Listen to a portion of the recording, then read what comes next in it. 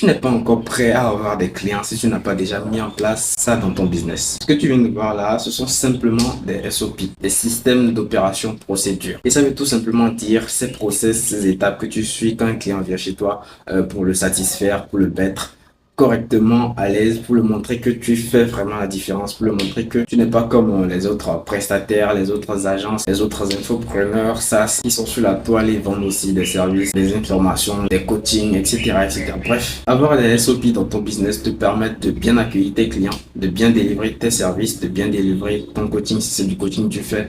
Et si tu as un SaaS ou bien c'est une application, ça te permet de bien résoudre le problème pour lequel ils ont téléchargé ton application web ou bien pour lequel ils sont venus sur ton application web. Et aussi de bien communiquer avec eux. Prenons par exemple la partie de bien accueillir ton client. Supposons que tu vas chez quelqu'un pour la première fois et que cette personne-là t'accueille mal. Elle te donne pas de l'eau, elle te donne rien. Ils sont en train de manger, tu es en train de les regarder manger et puis rien ne se passe, voilà. Ils ne pensent même pas à toi, voilà. Je suis persuadé que tu ne vas plus jamais leur rendre visite. Et c'est exactement la même chose pour tes clients. Lorsque tes clients viennent, ils s'attendent à ce que tu les accueilles bien, tu les mets à l'aise, tu leur montres que tu es vraiment la différence, tu es vraiment celui qui va résoudre leurs problèmes. Et maintenant que ça c'est fait, il faut maintenant résoudre ces problèmes-là. Et pour résoudre ces problèmes, c'est pas lorsque le client vient que tu vas commencer par réfléchir.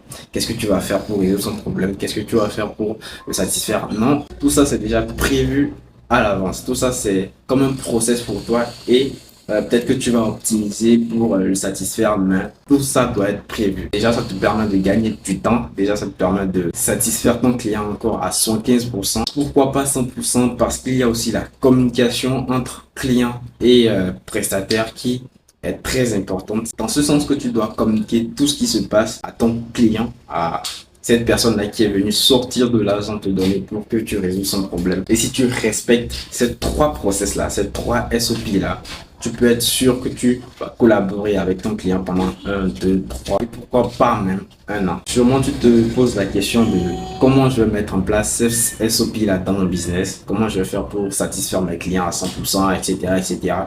Bref, dis-moi en commentaire si tu veux que je te partage par exemple comment moi j'ai fait les miens, comment je me suis débrouillé pour faire les meilleurs process pour mon business pour pouvoir satisfaire correctement mes clients dans une vidéo bien évidemment. Sinon, lâche un like, abonne-toi, partage cette vidéo pour aider des personnes qui sont dans le besoin, des entrepreneurs qui veulent vraiment satisfaire leurs clients et qui ne savent pas comment s'y prendre.